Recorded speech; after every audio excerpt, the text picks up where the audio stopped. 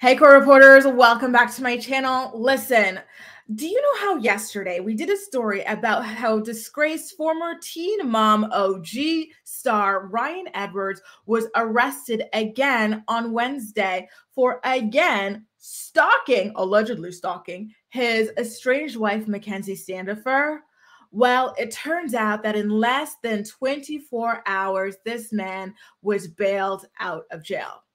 We don't know if he bailed himself out or if his parents bailed him out, but what we do know is that it took less than 24 hours for this man to even be freed yet again. This is exactly like I said in that video yesterday. It's terrifying because Ryan knows exactly where Mackenzie lives, right? She is living in the home that they shared together with the kids. So it's not even like she's in a safe house where this wouldn't be as scary for her as it is right now, with him knowing where she is, him already calling her father the last time that he violated the protective order, calling the father pretty much like saying that he will be there in her house soon to pick up the remainder of his things. It turns out that this time that he was booked, when the local police force released this press release, that it was because he was sending her all kinds of scary text messages at like 1 in the morning about how he doesn't have to live his life without her, as if that is something that he can force her to do.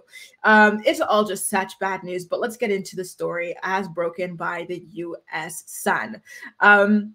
Now, let's get into it. I'm going to zoom in a little bit later. So the U.S. Sun saying that they can exclusively reveal that Ryan has been released from jail earlier today, just one day after the arrest. He was bonded out as he was held on $50,000 bail. He does have a hearing scheduled for March 6th, and then he's got a separate hearing scheduled for the end of March. I believe that is for the drugs and the drug paraphernalia. So just keep an eye out on those dates because more Ryan news is sure to come out. Of course, I don't know if I mentioned this in my video yesterday, that Mackenzie, of course, did not respond to his freaky text messages about how he doesn't have to live his life without her and whatnot. But it just seems like this is escalating. So it's very disappointing to me that he was even allowed to post any kind of bail, because now who knows what can happen. A lot can happen between today and Monday. Would someone as unhinged as Ryan, and someone who allegedly is back on the drugs and who might be having, mental issues as a result of substance abuse. This is just horrible, horrible, unfair news for Mackenzie Standifer. I don't know how she is going to get through these next few days.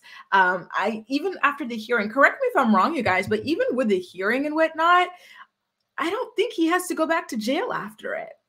I think that he could stay out on bail until, I don't know, he's found. I'm not sure, but I feel like he's going to be able to be free for until the next time that he is arrested, ultimately, right?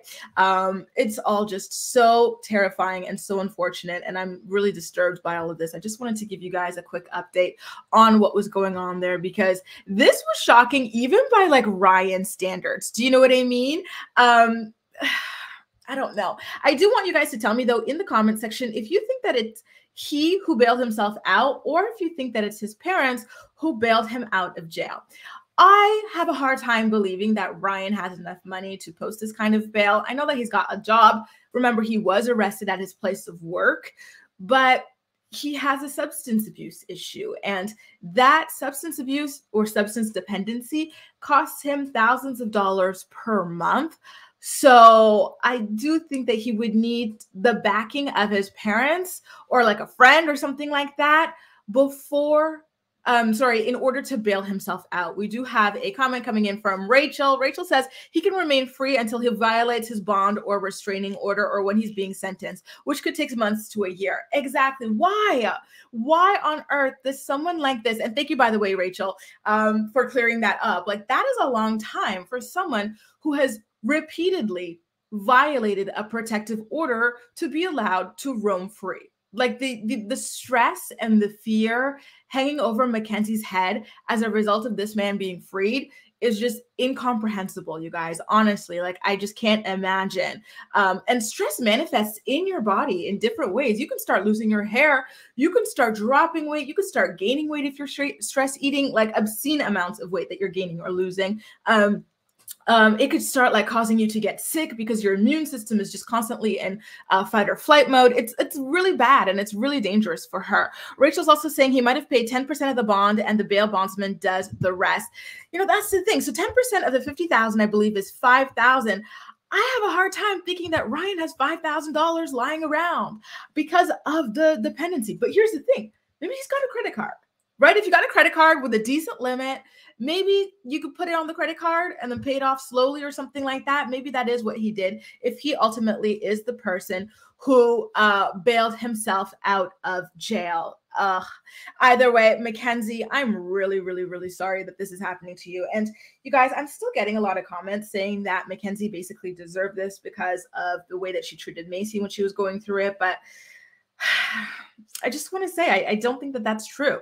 I think that she was a young girl. She was 19 years old or 20 years old being manipulated by a man in his 30s.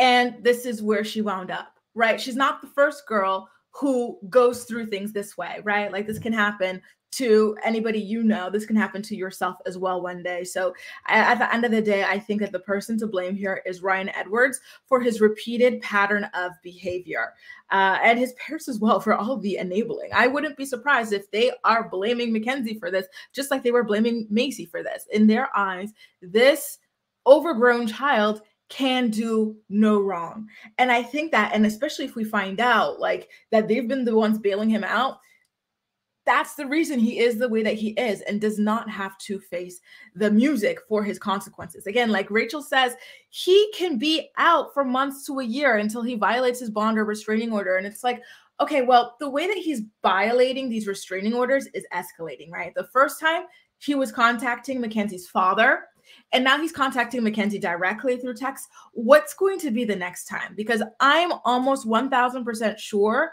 that there will be a next time. And why is it even fair that these things get to continue to pile up and pile up and pile up? It's simply unfair to Mackenzie and the kids.